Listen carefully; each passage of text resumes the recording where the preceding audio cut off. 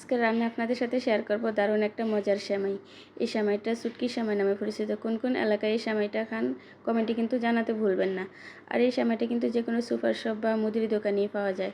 এটা আকারে দেখতে অনেক ছোট ছোট, কিন্তু দেখতে অনেক সুন্দর লাগে। কিউট কিউট এই সেমাইগুলো খেতে অনেক মজাদার হয়। তা আমি এটা একটু ভেজে নেব লাল লাল বাদামি করে। এটা একটু বাদামি কালার হলে আর এই ভাজার যে একটা ফ্লেভার সেটা খাওয়ার পরে কিন্তু অনেক মজা হয়। দেখতে অনেক ছোট ছোট। তো এগুলো অনেক সময়ের ব্যাপার, এগুলো চাইলে হাতে বানানো যায় ময়দা দিয়ে। তো যাই হোক, এইরকম করে ভেজে নেওয়ার পর আমি এখানে 1 কেজি পিওর খাঁটি গরুর দুধ নিয়ে নিয়েছি। এখানে প্রায় আমার 150 গ্রামের মতো সেমাই ছিল। তো আমি এখানে কয়েকটা তেজপাতা, দারুচিনি আর লং দিয়ে দিলাম। তো যাই হোক, যারা যারা এই সেমাইটা খেয়ে অভ্যস্ত শেয়ার করবেন ভালো লাগলে ভিডিওটা, আর কমেন্ট করবেন যারা যারা খান।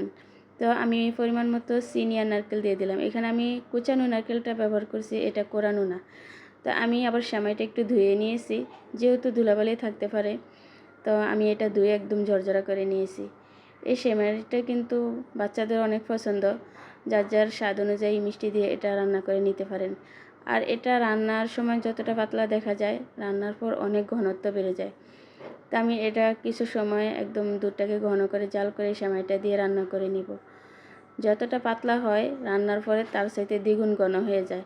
আমরা যত ধরনেরই সেমাই রান্না করি এটাও খেতে কিন্তু অসাধারণ মজার হয়। বাকি সেমাইগুলোর তুলনায় আমার কাছে মনে হয় যে এটাই আমার কাছে খুব বেস্ট মনে হয়।